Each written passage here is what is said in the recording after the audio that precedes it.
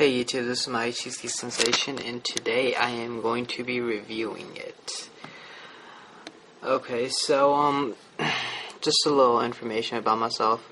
I've been a 4-year iPhone user. This is my first Android phone ever. I've had the iPhone since the first one came out, the 2G. I've been upgrading through them, and with the new Android, with the new Sensation, I just jumped on board with the Android, and so far I've liked it. So anyways, let's start with the HTC Sensation. The actual feel of the phone is like, even without this case, it's a solid feel. Like, when you see it, it's well constructed. When you feel it, it does not feel cheap. It feels expensive, feels nice. Definitely do like the background. It's nice, it's firm, it's not cheap. That's what's important. Anyways, so with the new with the Sensation, obviously, this is, I believe, HTC's first Sense 3.0 phone that just comes straight with Sense 3.0, and I so far do like Sense 3.0. One of the new features in the Sense 3.0 is the new unlock screen.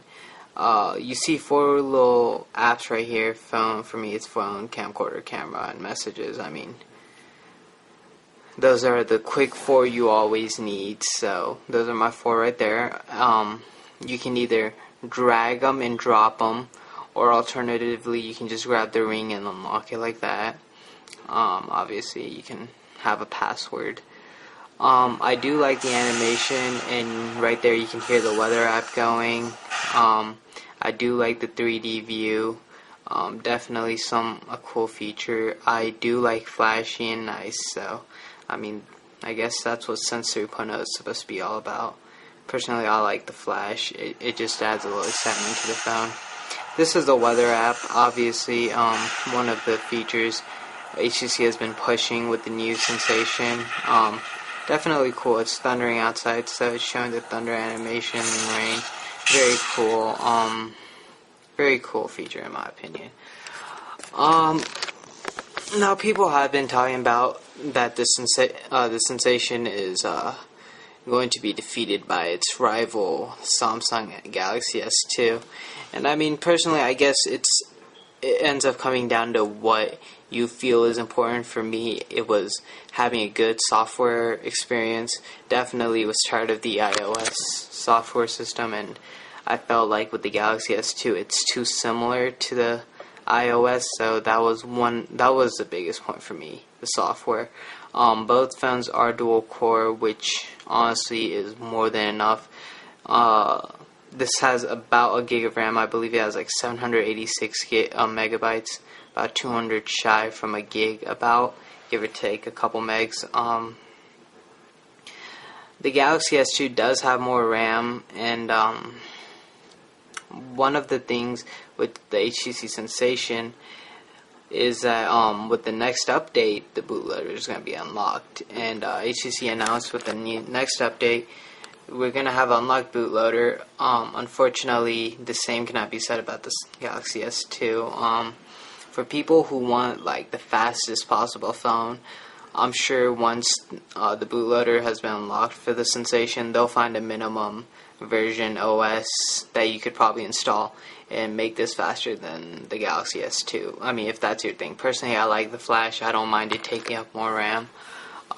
Coincidentally, with the new feature on here, the Task Manager, you can see the amount of RAM. Like, let's see. I'm sorry. Let's hit. Okay, that's weird. Okay. That was weird. Never happens, but first time happening. Y'all are gonna have to bear with me. I'm holding this with my left hand, my kinda awkward hand. Not very ambidextrous. Okay, so I started the Task Manager, and right now I have 4 apps running, and I still have 108 megabytes free RAM. if I kill all these, I have about, let's see, I have 140 megs of RAM. I mean, this changes mattering on a lot of things. So at any point, I have usually between 180 to 140 megabytes of RAM free at any time if no apps are running in the background, which is honestly more than enough. Hold on, made a little cheat sheet for me here. Anyways, yeah, one thing I do not like about all HTC phones, and the people who are making these Android phones really need to change this. The stock music player is complete garbage, and the headphones that came with it are even worse. Like with third-party apps such as like mixing right here, that's not really a problem. Software is not an issue. Unfortunately for me, I believe with the new Gingerbread, a couple apps are not working properly. Mixing is one of them. It's loading right now. It has not been working to full potential. See, definitely you have all that black space right there. I've looked online. I have not found a way to fix that yet. Might be a setting I could not personally find how to fix that. The camera. Now, these have been all the rage on all the new phones, having a nice camera, and I'm glad to say that Sensation has a beautiful camera. It really does. It records 1080p, 720p obviously, and holds a 8 megapixel camera.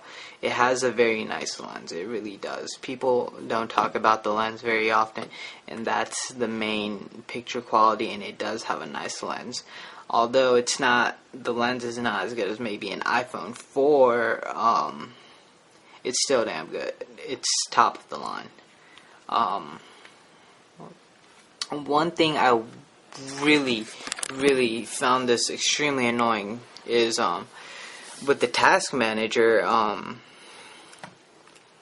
you can end tasks, things like that.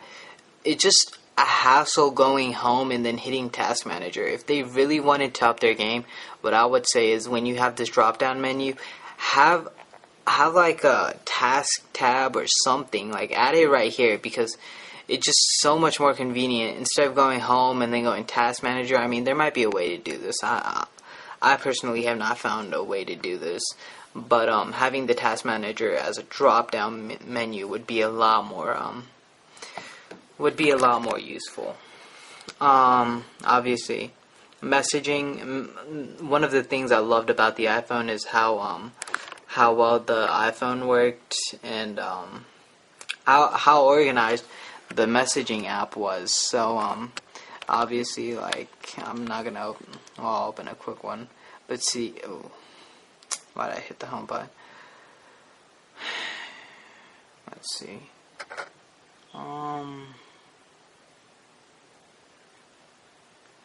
Yeah, as you can see, it's color coordinated just like the iPhone, and I think it makes it look clean.